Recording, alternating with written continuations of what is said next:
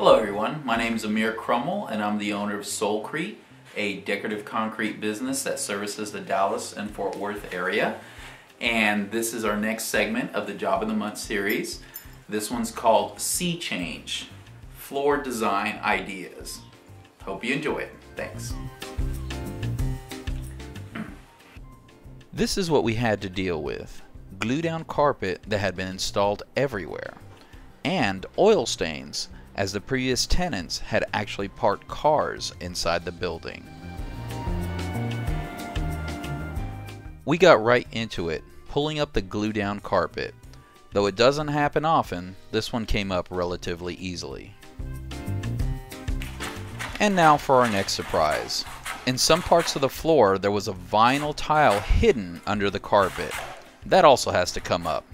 A scraper with a good sharp edge usually does the trick. We have to get that glue up before we drop our grinders on the floor to open it up. For that we use a scraper attachment mounted to a buffer. It rips off the heavy glue layer while it spins. So the next step would be to acid stain the floor, right? Nope. Acid staining is a translucent process. It doesn't hide anything, especially any glue that may be left over from the cleaning process. And believe me, there's always some left behind. Here was another project we did that had glue down carpet. It's not a bad look, just not what this client was asking for. This is why we went with the microfinish overlay option that resurfaces the floor with a thin coat of concrete that completely covers this up. Okay, now that we got rid of most of the glue, we can grind the floor. This creates a texture that allows our microfinish overlay concrete resurfacing material to bite and stick tightly to it. Now comes the fun part, mixing up the overlay material. Next we pour it out and squeegee it all over in a smooth, even coat. This is what we call a bond coat.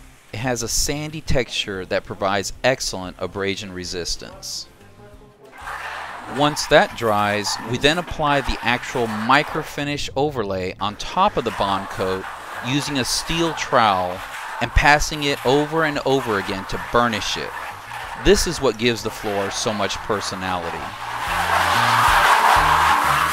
Here's what it looks like after a quick pass. You can see how grainy the bottom part is. That is the bond coat, and how much smoother the top part is. That is the microfinish. Keep in mind it hasn't been burnished yet. Same area after passing it over repeatedly with a steel trowel. Notice that it's much smoother, or what we in the biz like to say, it's tight now. Next we pass a scraper blade over it to smooth it out a little more. Stain time! We mixed it up in a bucket. Our client was looking for a very particular sea green color. To get it, we went with a 2-color stain. We always spray out stains. Notice that he doesn't try to get 100% coverage, as we're going to be doing it in 2 coats. Round 2. The first coat was more of a blue tinted base. The second top coat is more of a green. The colors complement each other nicely. Once the top coat had dried, we immediately went in with the sealer. This is what gives stain its wow factor.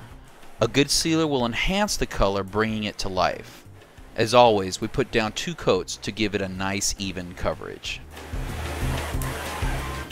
Last but not least, the wax coat. This creates a sacrificial barrier that helps protect the sealer from the normal wear and tear of daily use. 2 thin coats are best. And here's what it looks like all done. Simply stunning. It really looks like we just opened the door and let the sea come in.